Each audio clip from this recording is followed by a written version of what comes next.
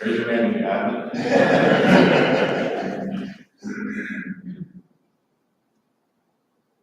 And then there's this gap, down in the see. So I'm not selling this for what it is, all to get the road back to where it was. There's nothing worse for him to see something they have a partner to start like that. Not feel good for that. And a little bit of emotional attachment to this.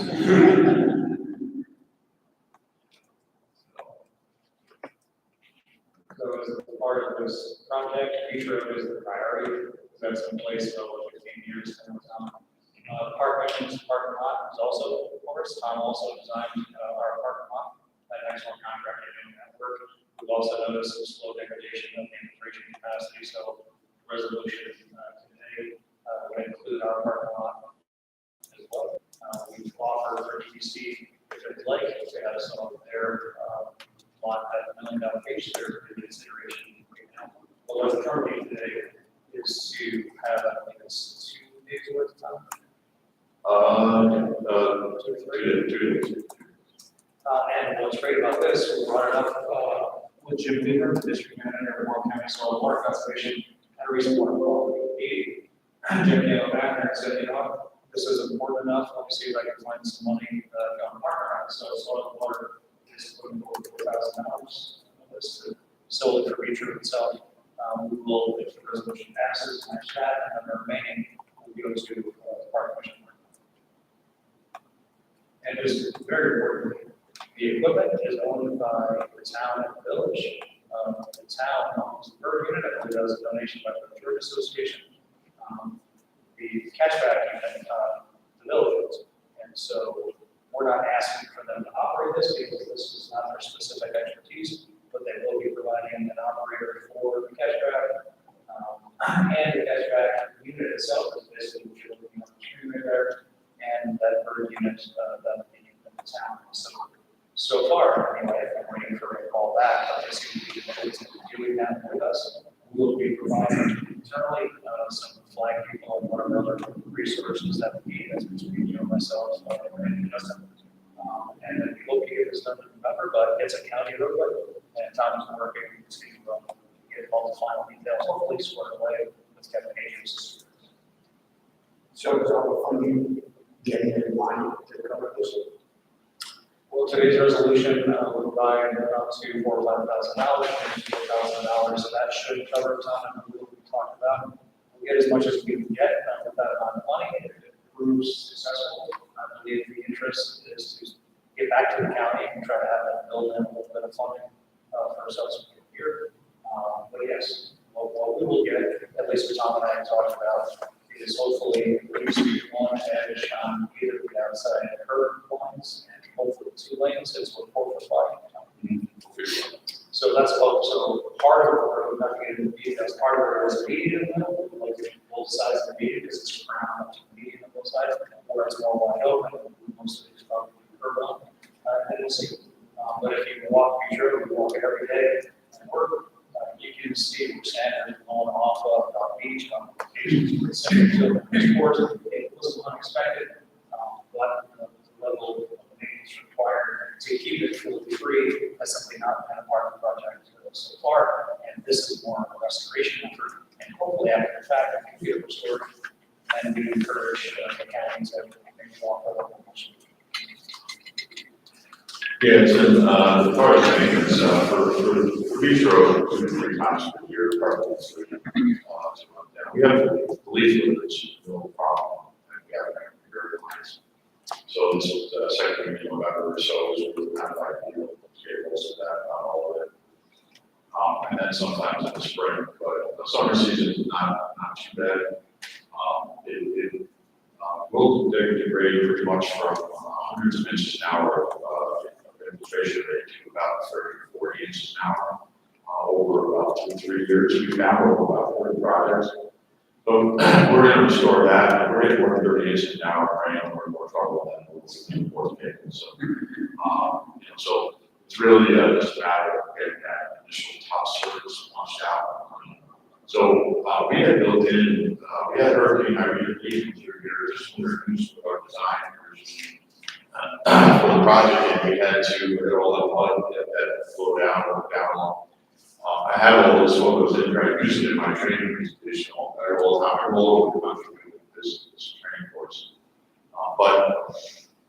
We built in to have that material pushed down to the bottom, built into the design here. We have these extra materials and things you have that. Going forward, it's kind of an experiment where we see how do you really clean it if you have a bad like that.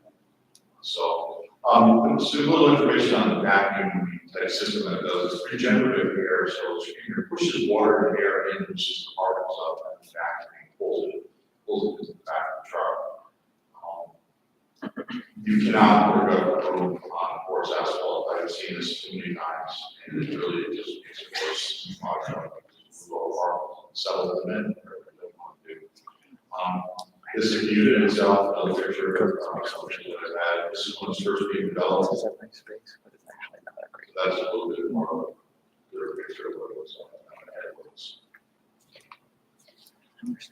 There's a new design coming out that's pretty expensive. That we're hoping works well. So. Sorry, I know it's early. I just heard it. I get all this stuff. So, yeah, there's some time to do that.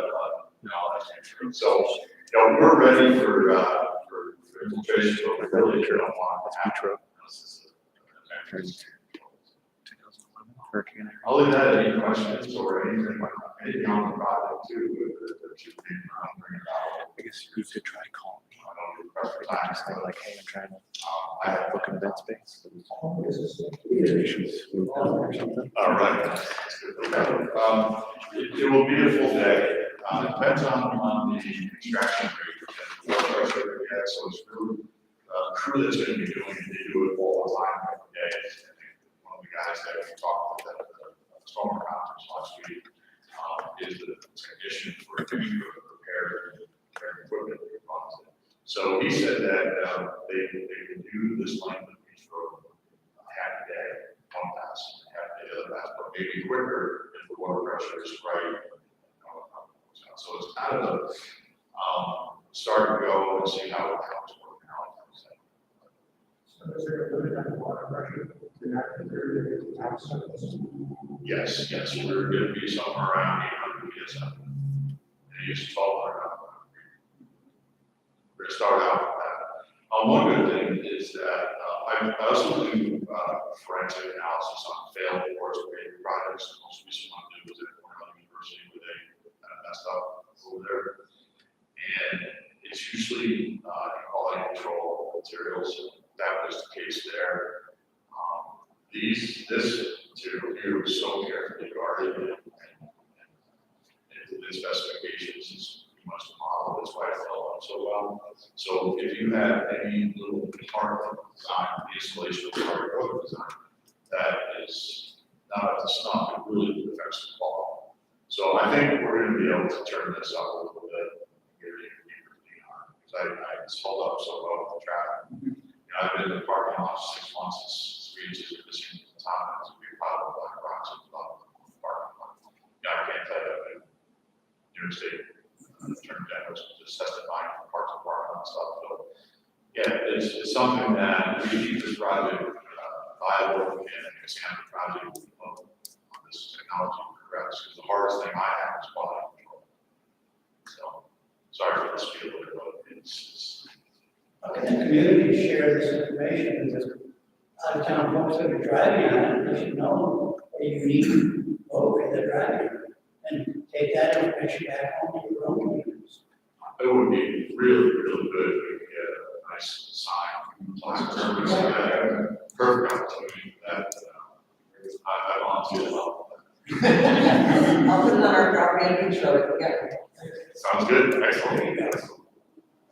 So, and to the board, too, there is no charge from my firm, this is all volunteer. I'll be over here when it's being done, so that's just. Your salary was right in the last. That means at least I got a cup of coffee when I'm done, right? All right, that sounds good. Yeah, so one of the funny things I find is just say, this is why, this is what happened, if it was a storm. You get this mud, that would come down, clog up, we would be able to vacuum out most of it, and with the system here, and then we force press it down. That sand layer is what, that's shown there, it's probably on the plate, is something that, the University of New Hampshire recommends having in the system. We didn't do that here, because we needed to have the capacity, this can handle 5 inches of rain in a 24-hour period, hold that underneath the road. That line. So if we had that sand layer, older design, it would have stuck and clogged up all our capacity. So, you know, you can push it down and still maintain the capacity of the road way past the requirements of the 24-hour storm that needs here. So, and we put these flanking structures in. This is the green arrows where the porous asphalt starts, and the blue are the new drainage structures. The red is the pipe from DOT on the northway. So we left that area between the green and where it's just on the treated system, those 3 squares, square blue circle. That's a test area where we get that deep mud that comes down and clogs everything up. We can do some cores there and see how well the cleaning process works. And then adjust our process for the rest of the road to clean that up. So that's an experimental section that practically has not been used yet. So we built these things into the project for future knowledge and information. And this cleaning is critical too, because it will be a major part of my presentations that I do across the country on successful cleaning operations and showcasing control. So I've done this in training 70 times in the last 10 years. So all that help. So capture the mud, we want to get there and go out. So I'll leave it at that. You don't like 2 hours worth.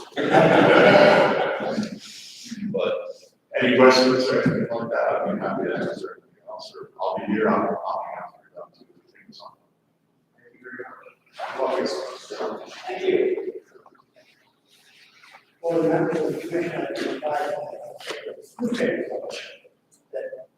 we can't always be heard back here, so we need to speak a little louder amongst ourselves.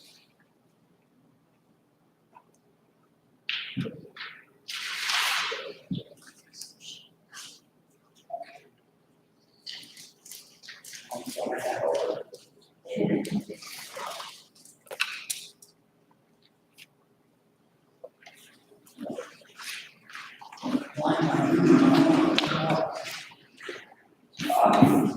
Thank you very much for learning this. Okay. Moving on. We go to item number, we always have a resolution. Resolution 2025-41, referring to the project funding. Show you that. Thank you.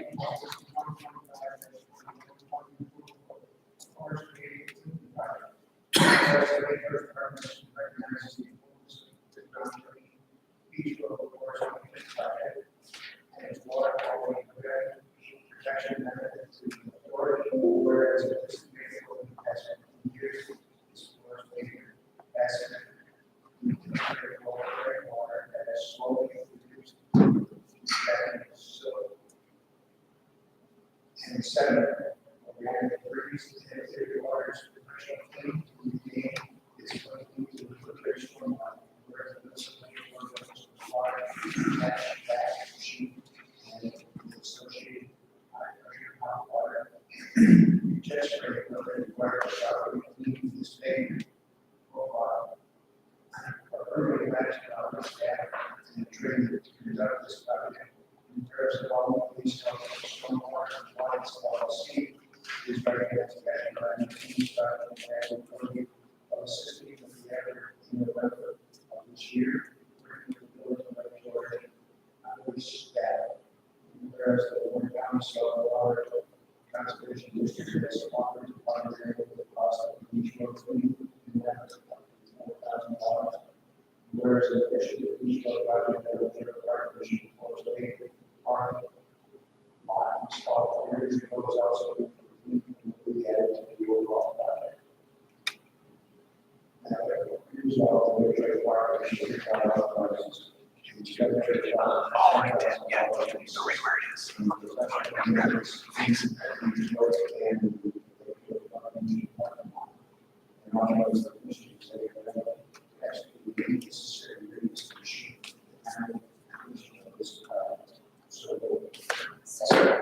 Motion made, motion second. Any further discussion? All in favor? Aye. Hearing no names, that resolution is passed. Now, item 5, the Dallas Department list is Native American display. Kind of news on this president of one organization.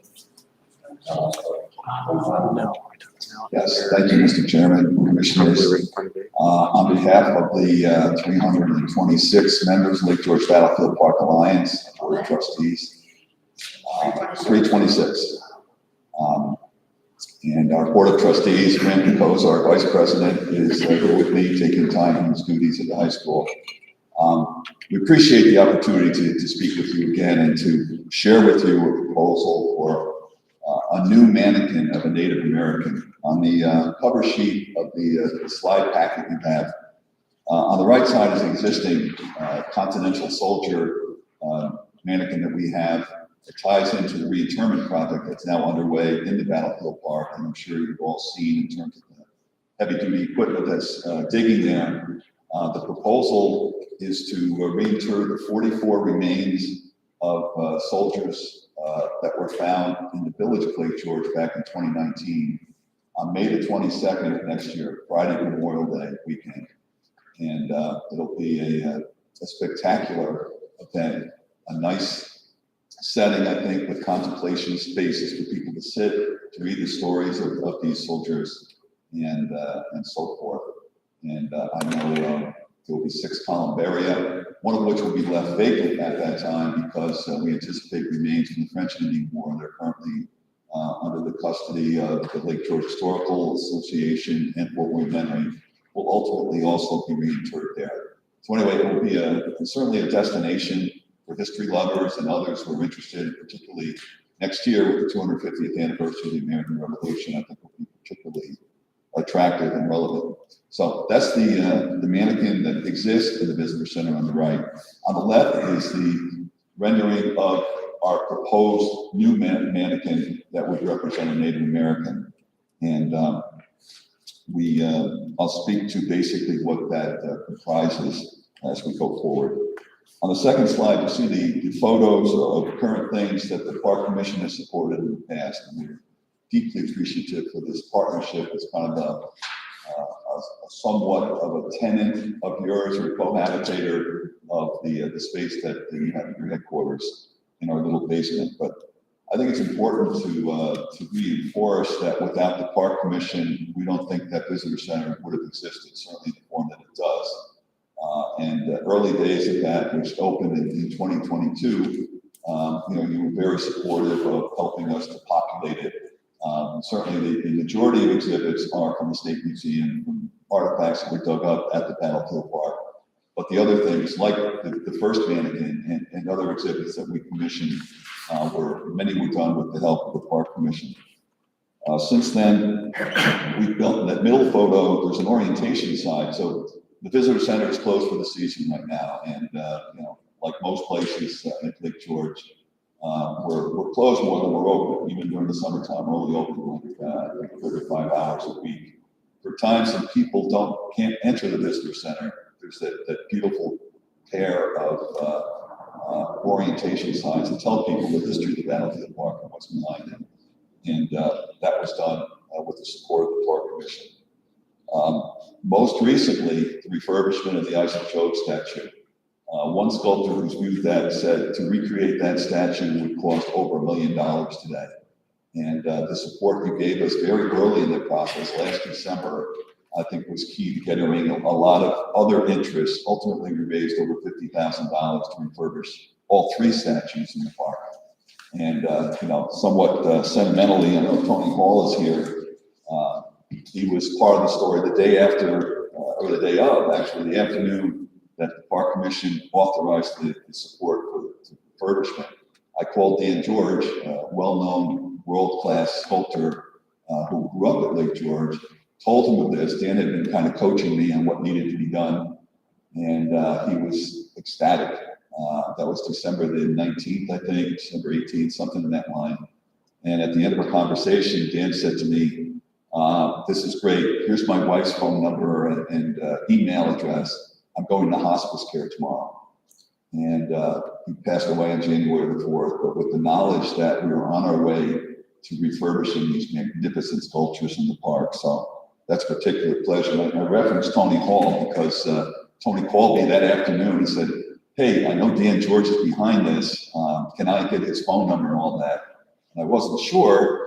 So I said, Tony, let me tell you what's going on behind the scenes here. And I shared with him, Dan's story at that point. And I contacted Dan and his wife at that point. He said, no, I'd love to speak to Tony and anyone else about this project. And Tony got, I think, a very interesting series of stories out of that conversation with Dan George.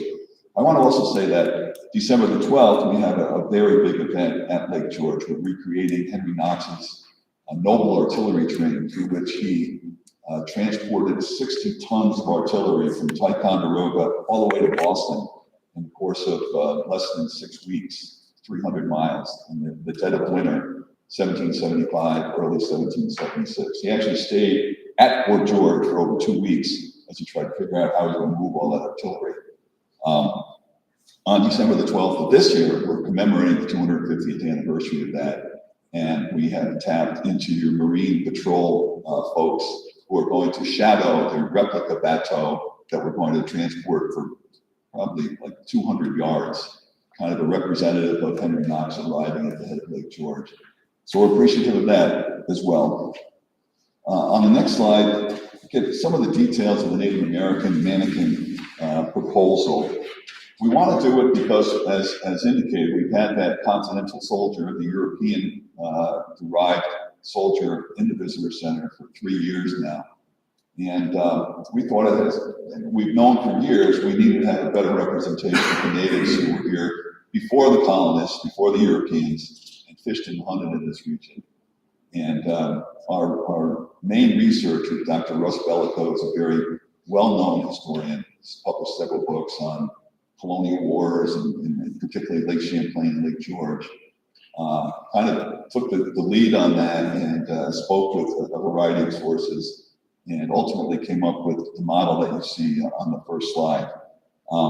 It's genuine, in my ignorance, I would say, okay, let's kind of get a mannequin such as they had in Macy's window or something like that.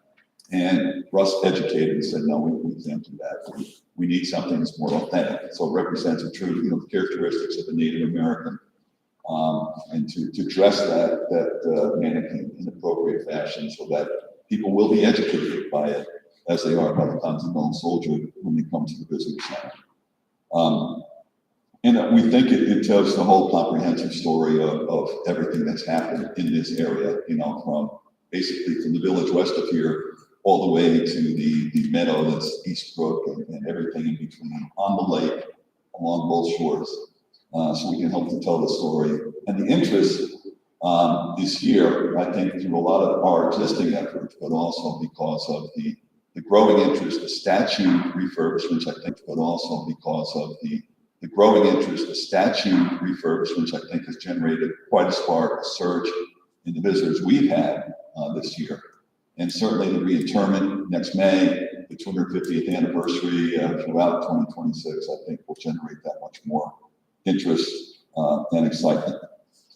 So the final slide, or the fourth slide, so the grant request of $9,980 will take care of the production of a model, a suitable display case, and actually the display case costs more than the model does. I think the model is about almost $4,000. The display case is almost $5,000. But that display case will match the existing display case from the Continental Soldier.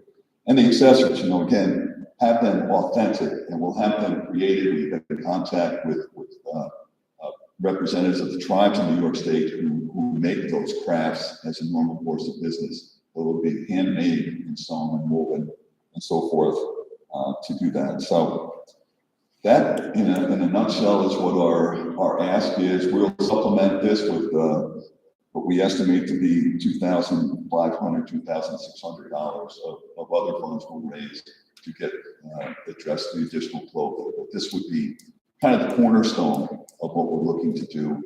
And hopefully, since we made the contacts, to have it in place when the celebrations begin next May at the Battlefield Park and Visitor Center and throughout the region.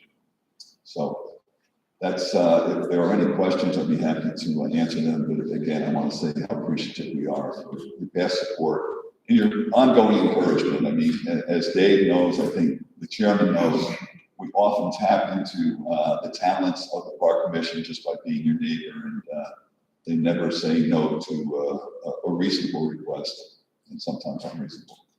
Thank you. Thank you. Proud of what you do, you make a good neighbor.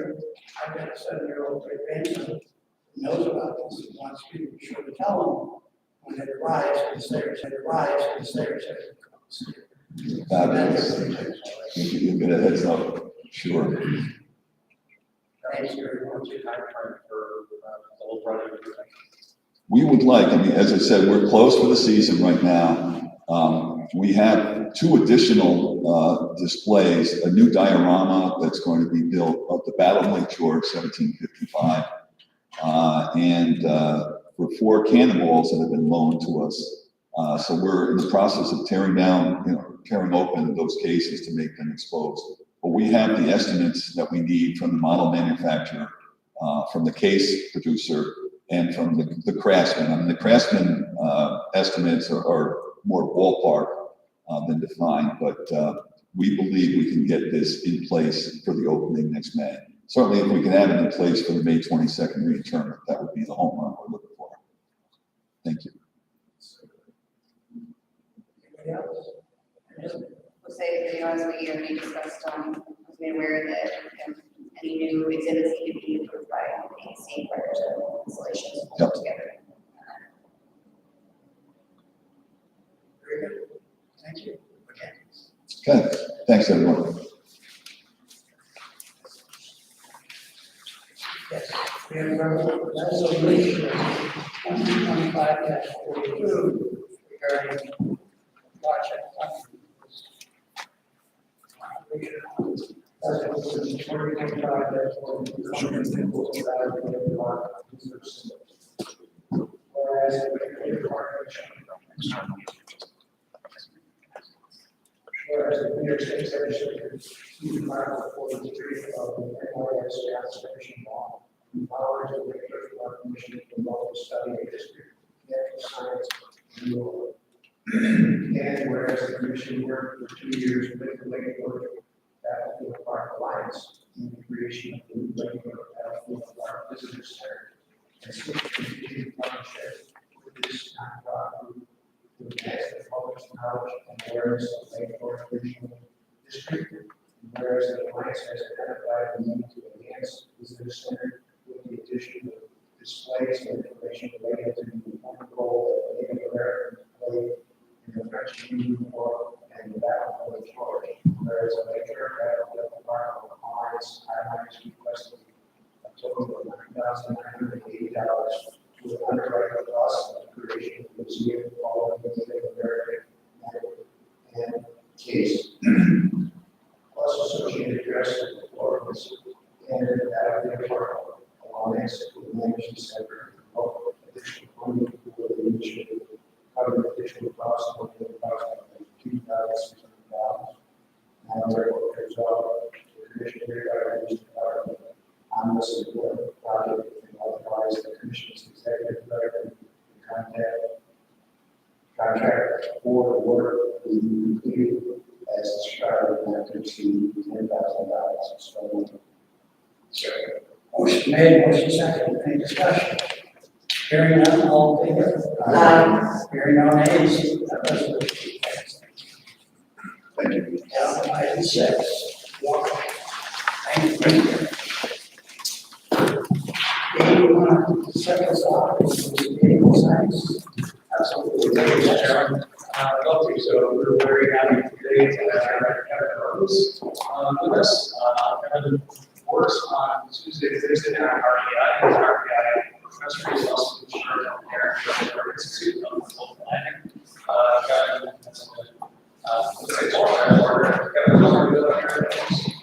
started at RPI in 2015, I've been director for 3 years. And so Kevin is a new expert in healthful housing groups. He's one of the project directors of the American Project, which of course is a long-standing scientific effort on the George to discover and exciting things. So if you're in the world of waste management, the most concerning and most pressing issue right now tends to be harmful algae blooms. So we've probably all heard about the huge harmful algae bloom down in the Hudson River that is wildly problematic. And we are very fortunate not to have anything like that up here, but keeping an eye on these types of things is Dr. Rose's colleague. So we ask that if you come today and provide a similar presentation to what was very well received by many people who were able to attend that. So we ask Kevin to come today and talk to us about it. Yeah.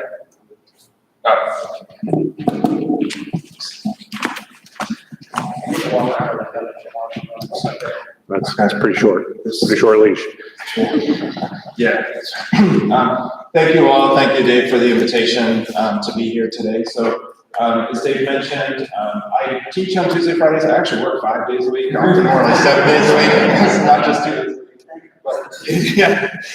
But I do appreciate the meeting on Wednesday because of my obligations on campus. I couldn't be here normally on a Tuesday. So our facilities, we're located right in Bolton Landing.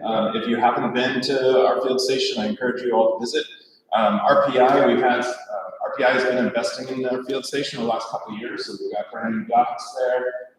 This year we fully renovated chemistry lab, and with support from the LGA, we're in the process of purchasing a new research boat that should be here. So this is over a $400,000 new research boat that hopefully you'll see on the lake starting next summer. Fully 28-foot, fully aluminum armor marine out of Washington State boat that'll be here hopefully by about May. So if you're ever interested, and I'm sure we'll do an event, with the christening of that new boat sometime. But if anybody wants to visit the FWI, you're always welcome to come on. I also wanted to start this presentation by acknowledging Dave. This is him staring off into the sunset and saying, I think you can see retirement from here. And I want to also acknowledge that Dave's smiling right here, knowing he only has a couple more months to deal with people like me. So this will probably be my last meeting with Dave here in front of all of you. So I just want to give Dave a round of applause and congratulations.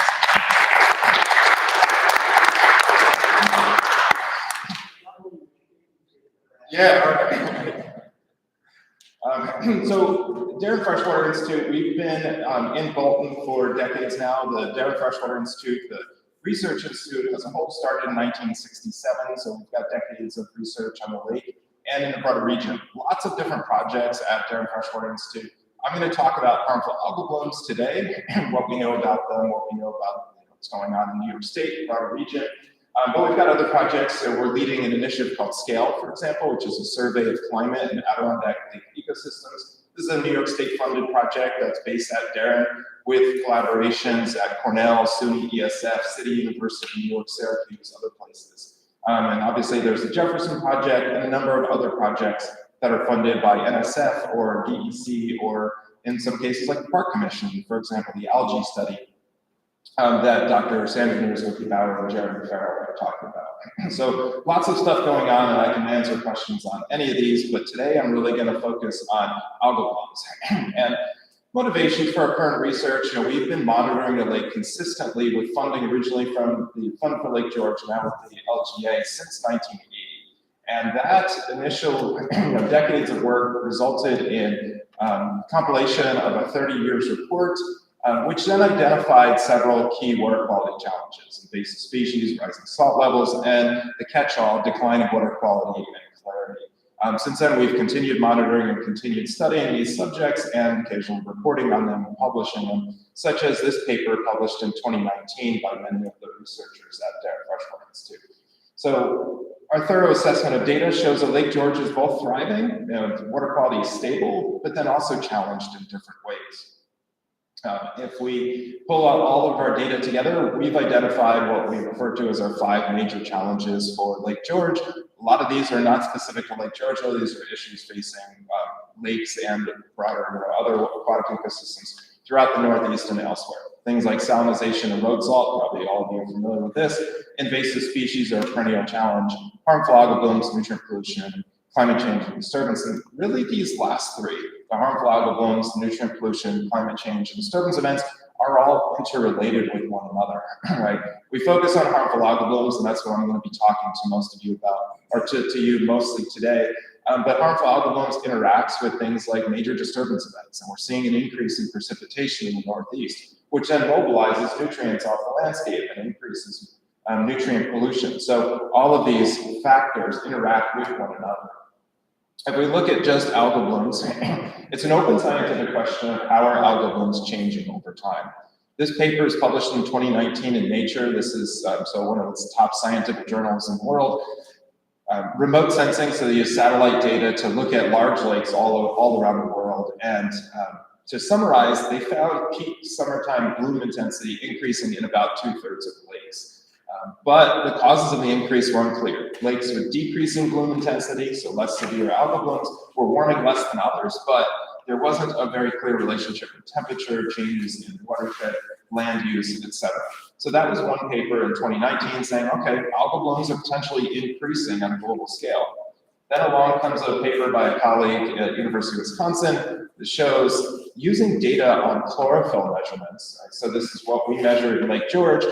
This was data from over 300 water bodies across the US looking at the bloom magnitude, so annual mean chlorophyll concentrations, the severity of algal blooms, meaning like how high does chlorophyll get, or the duration of those blooms.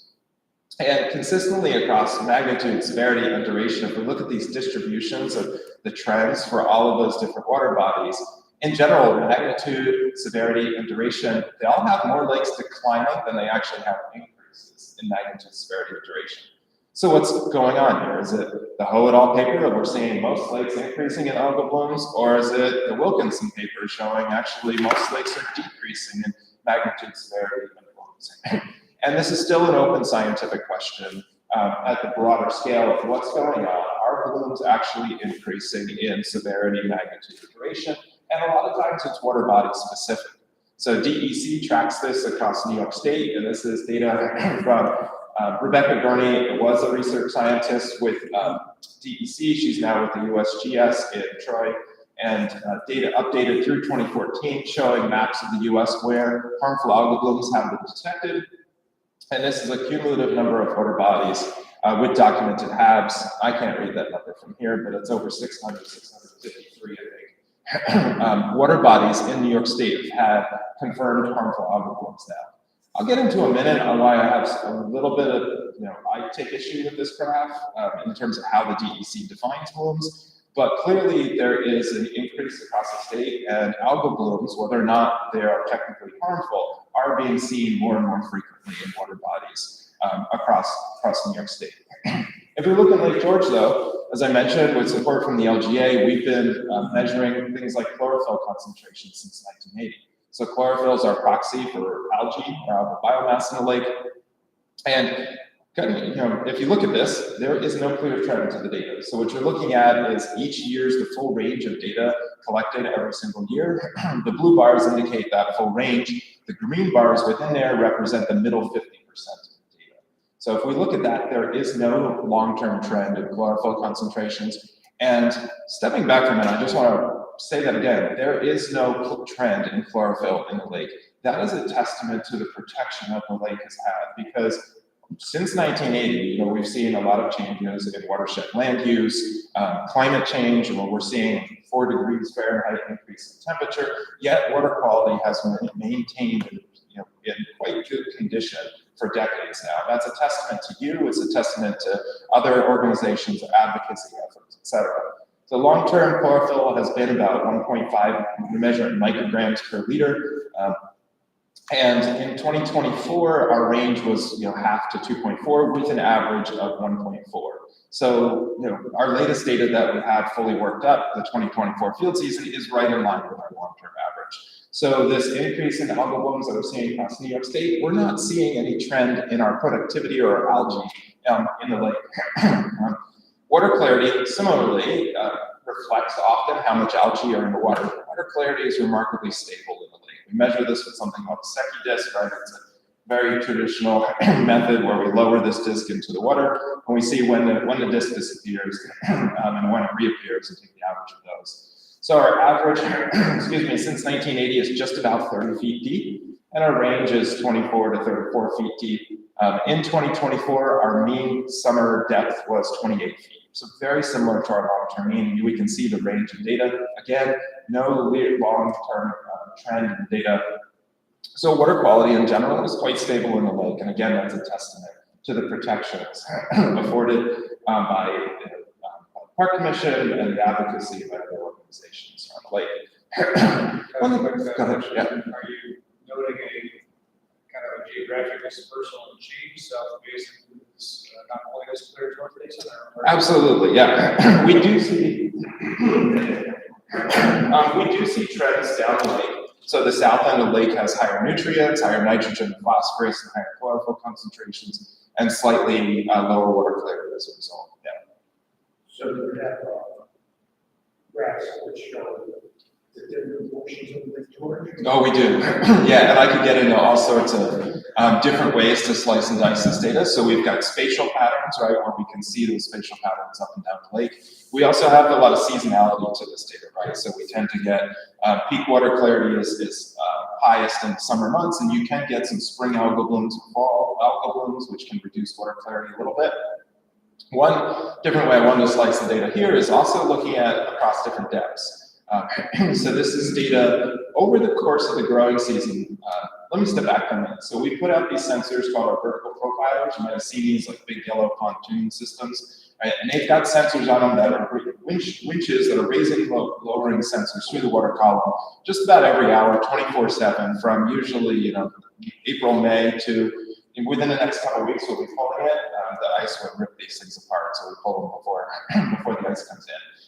And with that, then we get depth resolved data on things like chlorophyll fluorescence. And so this is a measure of our algae through the water column, like I said, every hour, every day. Sometimes the sensors fail and we get these white bands that emerge that, things happen, right? A fuse gets blown or whatever else, and we have to get out there.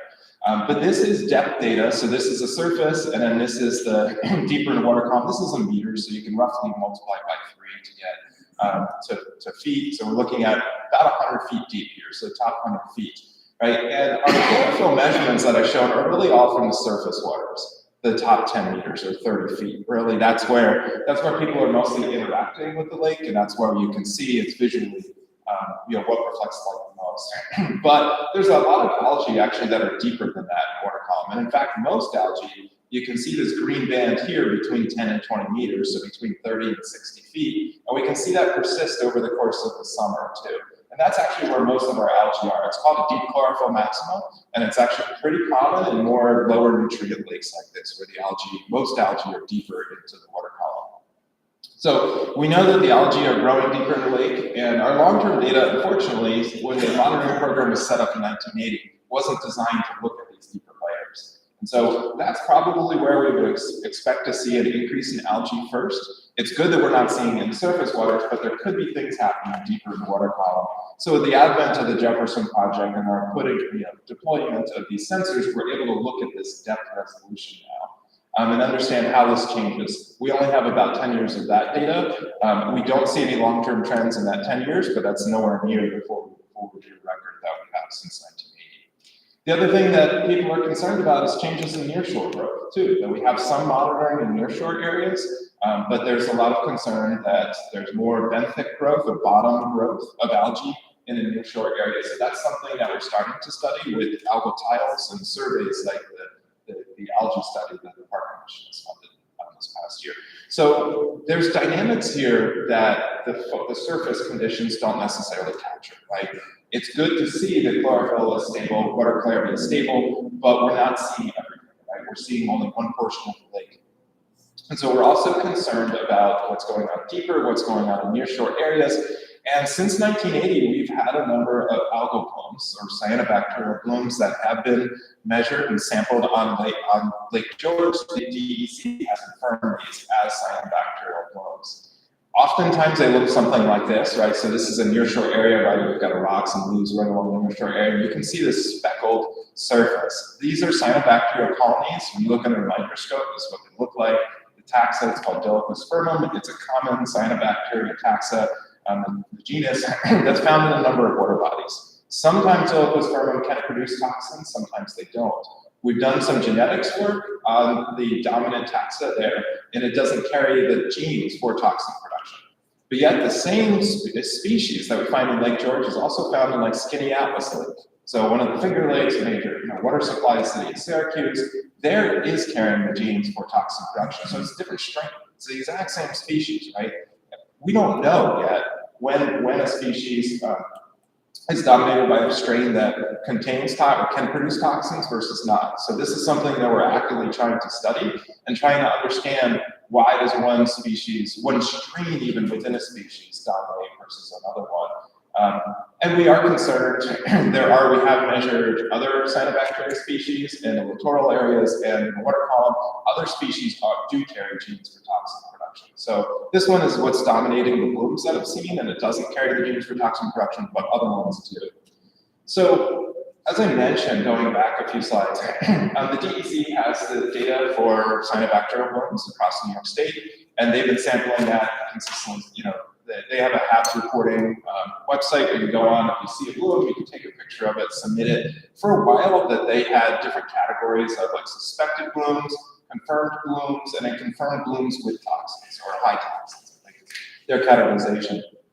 Over the past couple of years, they've condensed these categories to where they have now confirmed blooms, which they're saying potentially has toxins, or not, suspected bloom type of thing, and they're confirming these blooms with potential toxins just based on pictures alone. So about a year ago, our group convened a meeting with, Dave was there, Joe, Randy was there, Chris, other folks from the LGA and my team were also there, where we said, okay, the state is reporting blooms based on these thresholds and just saying it's a harmful algal bloom based on a picture. But is it actually harmful if we haven't confirmed that there are toxins there? And we want to be very careful to not be alarmist about this and say, oh, we've got a harmful algal bloom if there's no actual toxins present, right? So coming together, we've agreed that we'll have a different sort of reporting mechanism than what the DEC uses. So our flow chart that we came up with is, first is an algal bloom reported or observed. Is it a non-filamentous bloom? So we get these filamentous algae that almost look like spaghetti sometimes. Those are not cyanobacteria. Those are different type of, growth that are coming out of the sediments. Is it a non-filamentous bloom consistent with a harmful algal bloom? If it is, first, we measure its chlorophyll concentration. As I mentioned, our long-term record, really our maximum concentrations that we've ever seen is about 6 micrograms per liter, which is parts per billion. So if we measure above 5 parts per billion, we're measuring in about the 95th percentile of all chlorophyll concentrations. As I mentioned, that exceeds anything we've measured in 2024. All right, so that then we'll define as that is a bloom, but we're not going to call it a harmful algal bloom unless we actually measure toxins. And so what we've committed to is paying for, and with LGA support, sending all the samples of any suspected blooms out to an independent lab, send them to UConn where they've got algal toxin measurement equipment to be actually measured if toxins are present. So far in the surface blooms, we haven't measured any toxins, and that's great news, but we are concerned about potential toxins in other ways that I'll bring up in a minute. Anyway, along the lines of our algal bloom research, we're also trying to improve bloom forecasting. This is both for Lake George, where we are concerned about the potential of toxin exposures for beaches, for example. And like I said, we haven't measured toxins in these surface scums that have been seen. But we also don't know when those toxins are produced, right? What the triggers are for the strains to dominate that can produce toxins. So we've been working using all of our sensors and data to develop a pipeline to actually forecast blooms.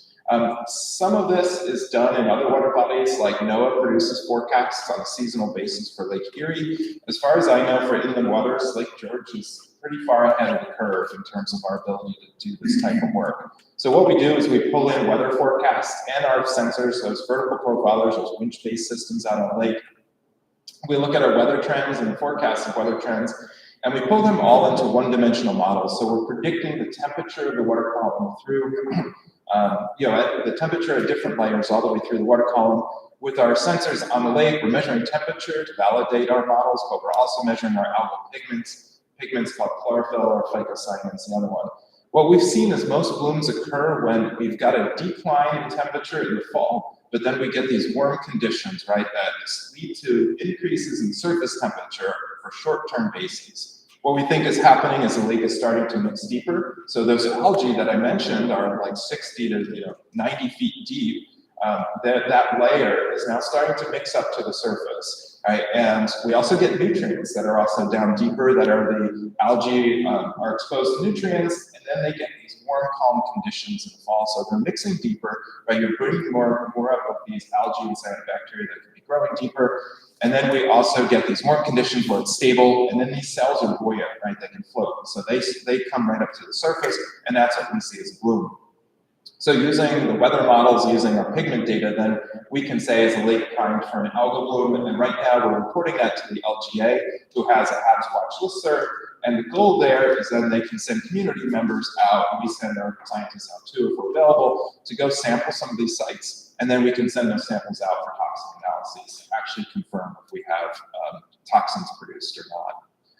So there's a lot of ongoing research and potential topics moving into the future. As I mentioned, we're looking at what are the triggers for toxin production and dominance by these toxin-producing strains. Now, is it things like nitrogen and phosphorus? We've actually seen a decline in nitrogen in Lake George. Nitrogen and phosphorus. We've actually seen a decline in nitrogen in Lake George over the past 40 years. That's a testament to, again, improved environmental regulations. A lot of that is due to reduced deposition. So the 1990 Clean Air Act amendments really cleaned up air pollution across New York State. We don't have acid rain now that we did in the 1980s, for example, but we're also seeing lower nitrogen deposition than we did decades ago. So we're seeing slight declines in nitrogen. That's great, but phosphorus is stable, and some forms of phosphorus have actually increased. And one of the concerns about the trigger for this dominance of toxin-producing strains is actually about the nutrient ratio, or the chemical ratio between nitrogen and phosphorus that could be driving that. Again, we're not sure. That's a hypothesis that we have in an area of study. We're also trying to understand what are the approximate triggers for those blooms to actually form, and I just showed you some. We think it's really related to the temperature and those fall conditions when we tend to see algal blooms. And we're also trying to look at when benthic cyanobacteria produce toxins. So this is a new effort for us starting this summer. We just did a cursory survey, and we're going to follow this up in 2026. So we're talking with researchers with the DEC, and they've been surveying about 30 to 40 lakes across New York State to look at these benthic cyanobacteria. Benthic just means bottom dwelling, right? These are cyanobacteria, so these algae that instead of free floating in the water column, they're growing on attached rocks. And what the DEC has found is they're finding some water bodies, especially lower nutrient, clearer lakes. Gee, you got one of those right here. Some of those have benthic cyanobacteria that are producing toxins. And so, do we have that in Lake George? And is that potentially exposure? That's also potentially where people's water intake is around the lake, is in the tubes going in these benthic areas. So that's something that we're looking into now, and hopefully by the end of next year, we'll have a full season of data, and we can report back to you then on what we found, seasonal dynamics across the lake and whatnot. And of course, then more broadly, what regulates nearshore algal bloom? As I mentioned, Dr. Sandra Mears-Wilkie-Bauer and Jeremy Farrell are leading the study, which thanks to all of you for funding that. This is a map right here in the lower right of all of their study sites, so they're active with that. I don't have any results, but I know they're planning and hoping to come present to you the results when they've got them all compiled. So lots of ongoing work. But as I mentioned, that's on harmful algal blooms and cyanobacteria. Just want to briefly talk about climate change and disturbances and nutrient pollution, what we're doing there, things to keep an eye out on, and things that we're doing moving forward. So first, climate change. How is it changing in Lake George? So unfortunately, it's a politically contentious topic, but the data in Lake George is pretty clear. Our surface water temperatures have been increasing. I could also show you ice cover. You know, we're seeing a lot more years in recent years of no complete ice cover, right? In the decade, the Lake George is actually used by the EPA as a climate change indicator, one of the few lakes because of that long-term ice record. So is Muir Lake in the Adirondacks, for example. We're seeing surface water temperatures have increased by a couple degrees since our monitoring began in 1980, and that trend is pretty clear. That's for summer surface water temperature. Interestingly enough, our deep temperatures, though, they haven't increased. What you're seeing, though, when surface temperatures increase and deep waters don't, is our temperature difference increases. Our temperature difference means, you know, the density of the water is related to the temperature. So as you get an increase in difference between our temperatures between these layers, it's almost like we're setting up a salad dressing with oil and vinegar. Those two layers don't mix as much unless you're really shaking it. The wind is really mixing it hard. So that resistance to mixing is actually what cyanobacteria do really well in when you've got warmer temperatures and well-stratified conditions. So this is something else we're concerned about. We also see with those vertical profilers that we have oxygen data, and we see one of the things we're concerned about is low oxygen conditions. So in a lake like Lake George, we typically have good water quality conditions. Oxygen is fully, you know, the water column is saturated with oxygen for most of the year at most depths. So you're seeing again here is across the seasonal deployment. I think this data is from 2 years ago. From our vertical profiler, this is depth in feet. So surface of the lake here, deeper in the lake here, across from June to December. And what you can see is most of the water column, most of the year is a blue to white. So good oxygen conditions, fully supporting a diverse fisheries community, et cetera. We see, though, in late October to early November, the black line indicates when we get below 2 milligrams per liter oxygen. So that's when some fish species are really stressed. Some fish can't survive below 2 milligrams per liter. And if we start to get to 0 milligrams per liter, it's what's called anoxic conditions. And that's when the sediments we change the chemical reactions in the sediments when we lose oxygen. And the sediments often start to release phosphorus. That's important because phosphorus is a limiting nutrient that fuels algal blooms. So this is one of those mechanisms when we're concerned about temperature changes, fueling this stratification, which then acts as a barrier to oxygen mixing down deeper. This is a natural phenomenon, though, that a lot of lakes have low oxygen conditions, especially in the fall. So if I were to look across the Adirondacks, probably most lakes that are similar size to Lake George are like this or even worse, right? They might even have lower oxygen availability. Our concern really is, will this duration of those red colors start to stretch out seasonally? Will it get worse over time? We don't have really long-term data, again, because we've had our vertical profilers out for about 10 years now where we can start to track that. We don't have depth resolved data for many decades, but that's something we're absolutely keeping an eye on for the long term, because if that red area starts to grow on a seasonal basis, that's when we might see phosphorus coming into the sediments. For example, the Park Commission has done a lot to try to reduce phosphorus loading to the lake. The septic system policies in place with regulating septic systems. The goal there ultimately, right, is reduce nutrient loads to the lakes to improve water quality.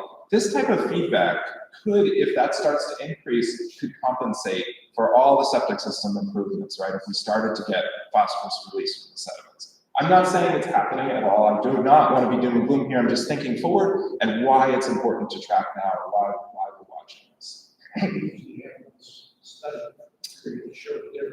Yeah, we absolutely can see differences, and we see it often related to like the early summer temperature, right? When it warms up earlier, so when we don't get ice on the lake in the wintertime, we tend to get warming up earlier in the summer, and the anoxia, the hypoxic conditions are worse in the later summer. All right, so we do see that causing effect exactly like we'd expect it to see. It grows a little bit though. It's nowhere near where it is big enough where it could be a major source of phosphorus right now. But again, like it could be in the future if we continue to get warmer and warmer winters and we get less and less ice cover, earlier stratification, we start to get more phosphorus loading. What causes it to disappear? In the fall? Yeah, the lake is cooling down. So we've got lots of oxygen in the atmosphere, and when that deep water, when the lake cools down, then it mixes from the surface all the way down deep. And so what you see is what we call lake turnover, right? The lake is mixing these lighter colors here. This is lighter color in part because it's warmer, so warmer water holds less oxygen, but the blue penetrating down deeper and deeper, that's the lake cooling, and the surface water is then mixing down deeper and deeper, bringing oxygen from the atmosphere down deep. So the longer our season is, the longer our summer season is, the longer that's pushed out into later in the year or starts earlier. Yeah, so that's climate change, harmful algal blooms. Briefly, just a couple things on nutrient pollution. One of the things we're also doing is trying to understand the effects of major disturbance events, major rainstorms, for example. So we've got gauging stations on many of the different streams around the lake, about a dozen streams where we can look at like stream depth versus stream flow. This is a relationship on Indian Brook. If we look at most of the streams, they all have similar curves here. And we go out and we measure stream depth versus stream flow a number of times. And we also have these samplers that we can measure nitrogen and phosphorus remotely. We trigger them and we bring the samples back to our chemistry lab to analyze. And we know, for example, that when we get these storms coming through, the blue line is what's called a hydrograph. So this is a storm hitting, and then we get a bigger storm hitting. And then we see the different forms of phosphorus in green, red, and black here.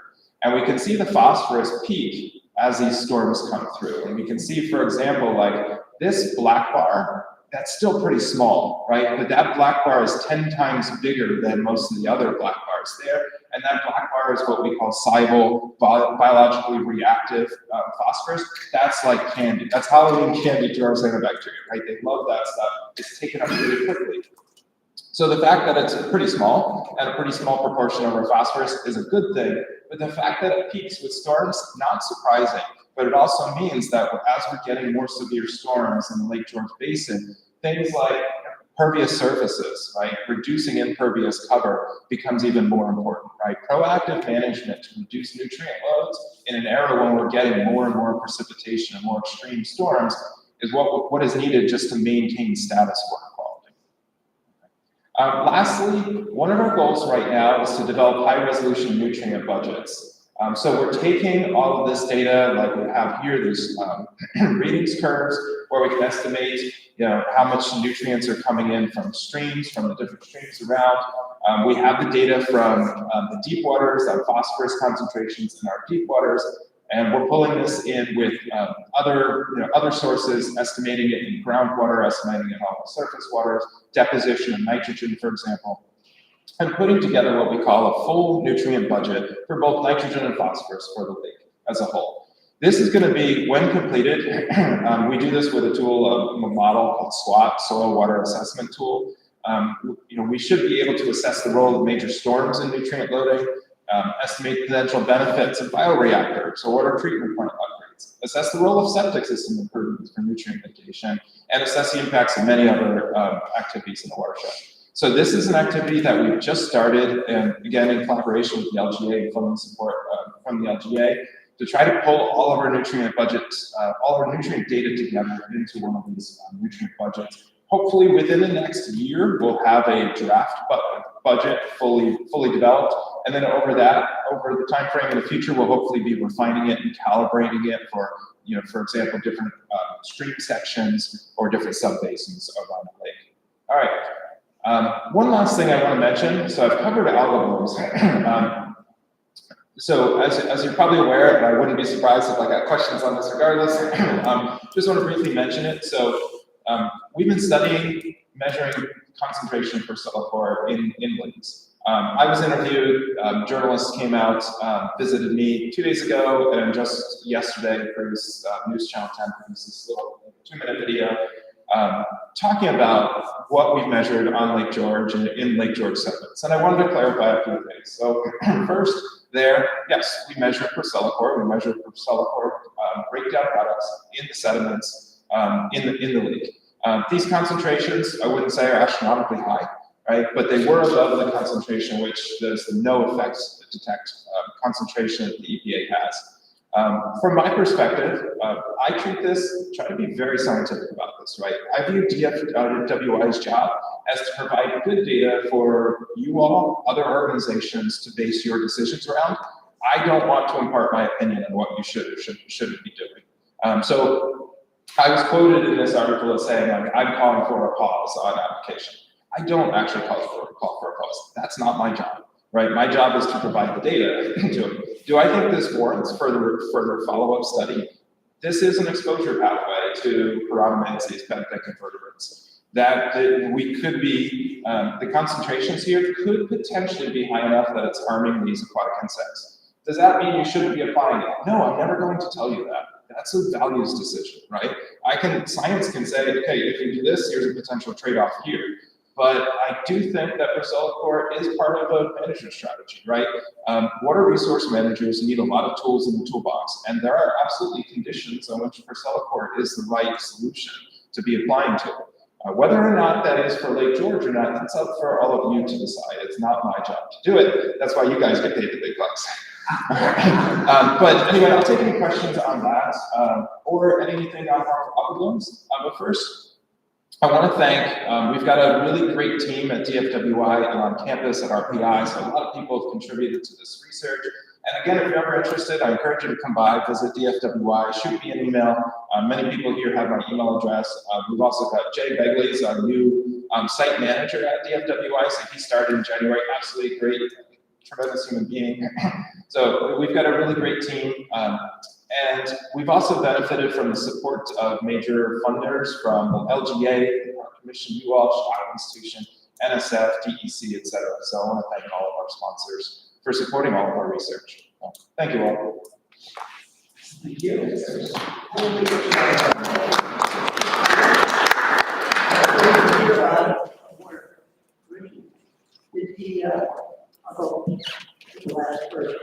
Did the recorder report me? Yes.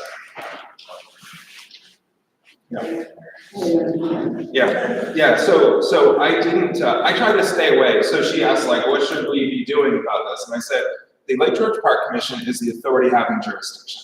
I am not. It's up to them to decide what it is. And I said, you know, there are times when Procelicor can be the correct tool, right? It's a tool in the toolbox.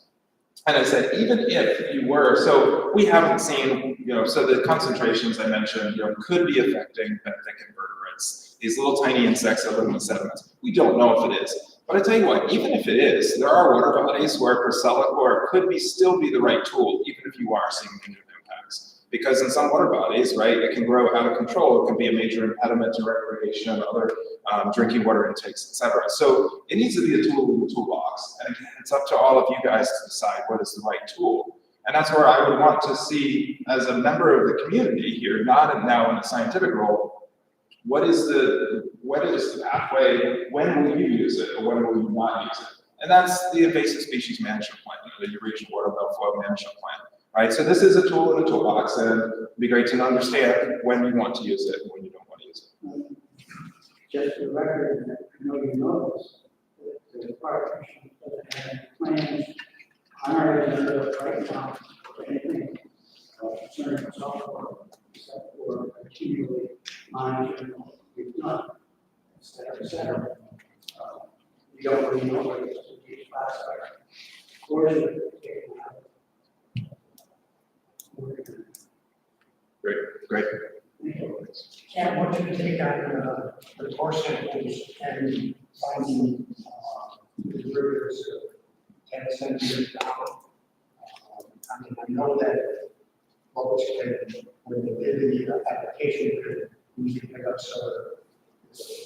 I mean, so no more put it out there. I don't understand how down 10 centimeters less than a year. Yeah, that's a great question. I can say the way it was done was good scientifically, right? It means like they were very careful in how they took the cores and sectioning those cores, and then it was sent to the Yukon lab, so it's an independent lab group, with some blanks in there too, which came back, the blanks came back as 0, saying, okay, this isn't like a false detection. So what I think is happening potentially, so my understanding, and I'm not a toxicologist, so recognize that, but Procelicor is what's called a lipophilic compound, so it doesn't dissolve in water very easily. It binds to organic matter very quickly. So the fact that it got it into the plants very quickly, out of the water column very quickly is not surprising. And the fact that it was in the sediments isn't surprising to me. And its main breakdown mechanism, right, it breaks down very quickly in sunlight, but you get into the sediments, yeah, there's no sunlight, right? So it's gonna persist longer in the environment. And then in the sediments, you do get mixing, wave-driven mixing can do some at certain times of the year, and you get organisms, these benthic macroinvertebrates and whatnot, moving through the sediments. So you can get mobilization that way, both by biological processes and purely like abiotic, like wind-driven mixing and stirring the sediments. 10 centimeters is frankly deeper than I would have suspected, but I have no reason to question the results of the data. But I think it's probably a process like some organisms moving through the sediments. The research that you're doing on nearshore toxic or potentially toxic algae, next summer or next fall. So we want to do a full year of data to look at spatial variability around the lake and then seasonality to it too. Kevin, I was under the impression that you started a little bit late this year, but I have some questions. The tiles, I have, they're in proximity to where we live on the lake. Have they all been collected at this point? Yes, I think everyone's been collected, yeah. And And what Walt was just talking about, that the cyanobacteria study, that's really taking over from a lot of our algal tiles in the past. So it's like algal tile 2.0. And like your topic was HABs, I mean, the fact that algae, even if it's not harmful, can really play a very negative effect on the recreational and the other uses of the fish, all the wildlife in the lake. And so I hope that at the end of this study next year, that you will have all the different places on the lake where you did go to and did some research, even though it wasn't harmful, it was just nuisance, terrible algae. And I'm also wondering if there's a correlation with the fact that we had I was told, I heard, we had a very cold winter last year, so milfoil beds in the county, milfoil was down. I'm wondering if that would be some kind of a correlation with how much algae has been in the lake, and also the fact that we had a very dry summer, so there wasn't a lot of runoff, and if that will play a part, along with the fact that many of the faulty septic systems have been repaired. Yeah, all really good points. Let me touch on some of them. So Eurasian water milfoil, anecdotal evidence does indicate that it's down across the region, right? Schroon Lake, it's down. Other water bodies in the Adirondacks, apparently it's down. So one thing we would love to see is implement some transects where in places that aren't managed to be able to look at natural processes. And so, they say the best time to plant a tree is 20 years ago, right? Same thing with long-term monitoring. We haven't been monitoring Eurasian water milfoil beds, and especially in places that aren't regularly manually, harvested or herbicide applied. But we would love to start that monitoring program because that way we can start to say, like, do we see natural cycles in it?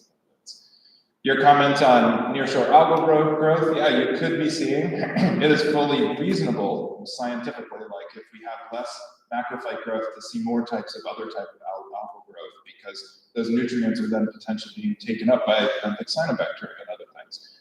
We haven't seen any of that, but it is a plausible factor. And you'll be able to tell by the kind of algae that you find what was the nutrient that makes it proliferate? Yeah, no, unfortunately we can't, yeah. And we do see a lot of site-to-site variability in the nearshore area that we can't explain based on the nutrient concentration sometimes. And it's like, what else is it? Is it substrate? How rocky the sediments are? Probably. How much sunlight there is? Yes, that's going to affect it too if you're, So all of these factors really come together. So, and then we can also sometimes have pulsed nutrients come in with a storm event, right? That can settle into the sediments. And if we're sampling out there every month, let's say, or sometimes every 2 weeks, we might miss a lot of that in the lake. So our vertical profilers give us high frequency data, but we don't have those profilers everywhere. We can't do that everywhere. The septic system impact. Yes, fixing septic systems will reduce nutrient loads in the long term. There's also going to be some transit time through the sediments, right? So you probably won't see a beneficial effect on water quality from that for a couple more years to come. It depends on how close was that septic bed to the lake, and then what's the soil characteristics like, how much groundwater is flowing through there. But there's studies that have found it can take 50 years, right, for the nutrients in the soils to transit through groundwater. Those pathways can be pretty slow. So you guys, I think you did personally, now separating scientific hat from personal, I think what you did is the right thing. It's in the best interest of water quality. But the effects aren't going to be a short term, right? You're thinking about your grandchildren or great grandchildren decades down the road and reducing those phosphorus loads. And this partially compensates, as I mentioned, like as we get more severe storms, we're going to see more phosphorus and nitrogen loaded. This is the sort of compensatory action you're taking to maintain water quality today. So. Thank you. Compensate for all the yellow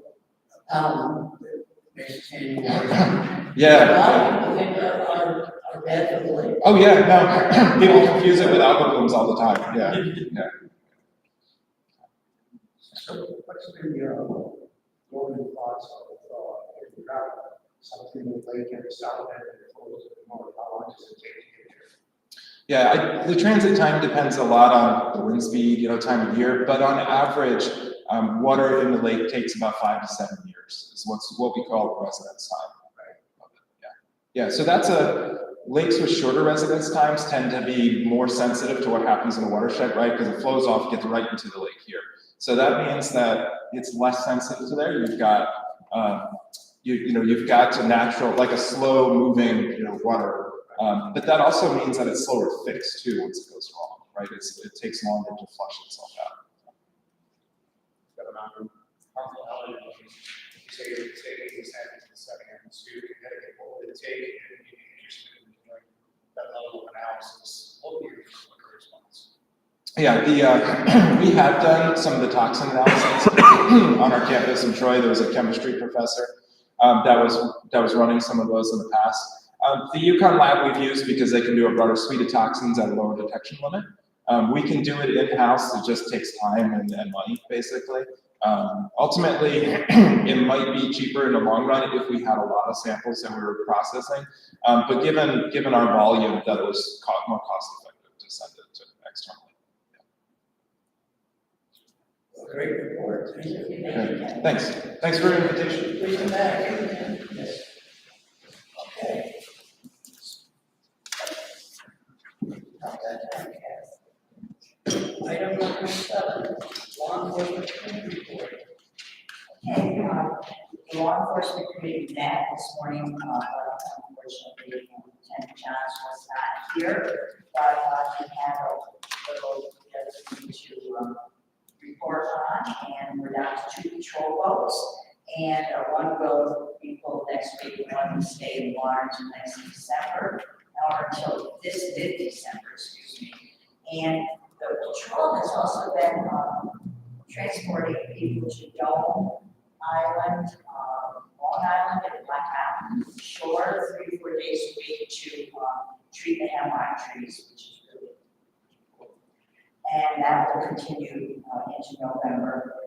The daily patrols will be ended on this Friday, and they will respond to only emergency calls after that. And Joe said he will be giving out his reports pretty soon. And then we went into executive session, and that's about it.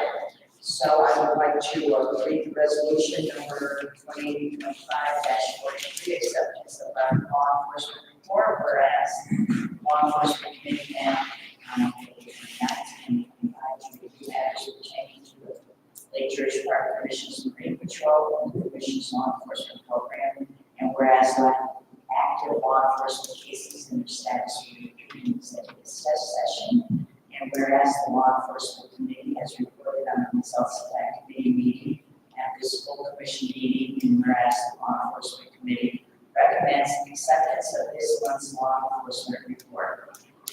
Now therefore, we resolve that the commission accepts the report of the law enforcement committee. Move. Motion second. Any discussion? All in favor? Aye.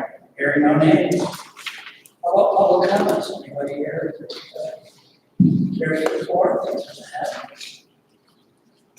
How about number 9? Carry. Aye.